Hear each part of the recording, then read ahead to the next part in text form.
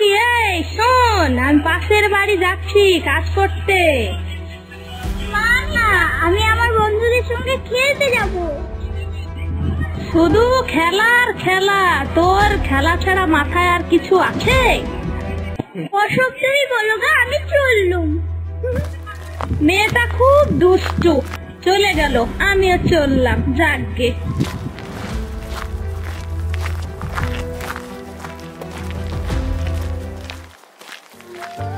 টুকি খেলতে গিয়ে দেখলো তার বন্ধুরা আইসক্রিম খাচ্ছে। তোরা আইসক্রিম কোথায় পেলি? আইসক্রিম আবার কোথায় পাবো রে টুনি? আইসক্রিম কিনেছি পয়সা দিয়ে, ওই বিন্দু মাসির দোকানে কিনেছি। তুইও কিনগে। ও কাকে বলছিস কালু? ওরা তো অনেক গরিব, ওর মা তো অন্যের বাড়ি ঝিয়ের কাজ করে বেড়ায়। এরপর টুকির বন্ধুরা সব ওর ওপর সকলে হাসতে থাকে।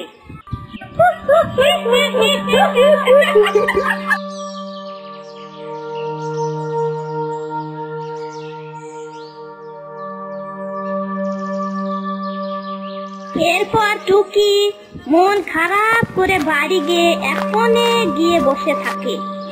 কিছুক্ষণ পর তার মা কাজ সেরে বাড়ি এলো। আরে হ্যাঁ রে টুকি, তুই কাঁদছিস কেন? মন খারাপ কেন তোর?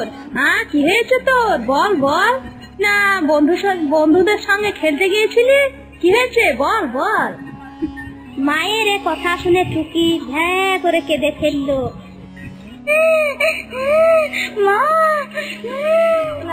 আমি আইসক্রিম খাবো, আমার বন্ধুরা সবাই খাচ্ছিল, আমি খাবো। আমি না গরিব বলে খাবো না নাকি? তাই তো রে মা, আমরা গরিব বলে আমাদেরকে কেউ মনেই করে না। কালকে যখন আমি কাজে যাব তখন বেতন নিয়ে, মালিকের কাছে বেতন নিয়ে তোর জন্য আইসক্রিম নিয়ে আসবো, ঠিক আছে? ও মা, তুমি কত ভালো। পরের দিন সকালে টুনি তার কাজে বেরিয়ে চলে যায়।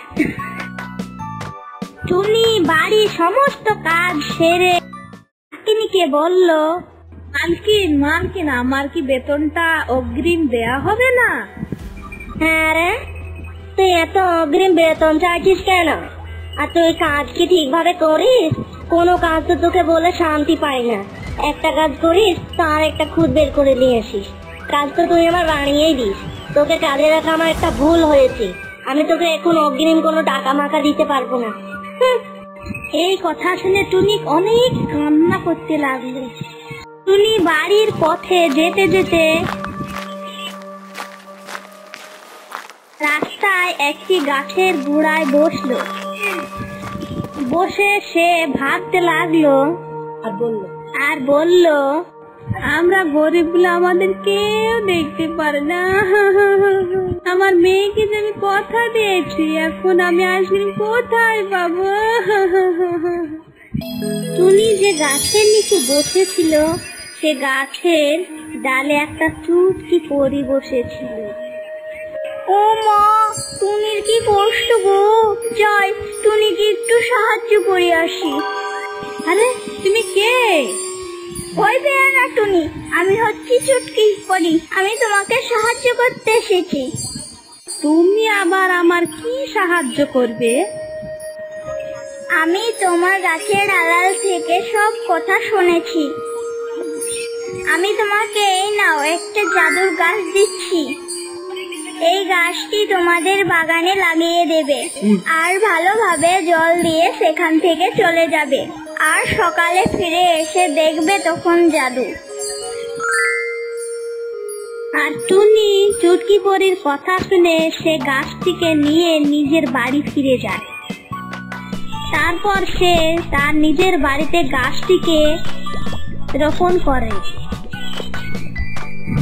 টুনি গাছটিকে রোপণ করে জল দিয়ে সে বাড়ি ফিরে চলে এলো। মা, তুমি আইসক্রিম এনেছো? না রে মা, কিন্তু একটা খুশির খবর আছে। কি মা, কি? আরে জানিস, চুটকি পরি আমাদের দুঃখের কথা শুনে সে একটি গাছ দিয়েছে। চল আমরা গিয়ে ঘুমিয়ে পড়ি, সকালে গিয়ে দেখব। ঠিক আছে মা। এই বলে টুনিরা রাত্রিবেলায় ঘুমিয়ে পড়ল। সকালবেলায় উঠে তারা তাদের নিজেদের বাগানে যায়। গিয়ে যা দেখলো তারা তো পুরো অবাক। তাদের গাছের রং বেরঙের অনেক আইসক্রিম ধরেছিল। মা মা দেখছো কত আইসক্রিম ধরেছে, মা আমাকে একটা পেড়ে দাও না, আমি খাই। তার মেয়ের কথা শুনে টুনি একটা আইসক্রিম পেড়ে দেয়।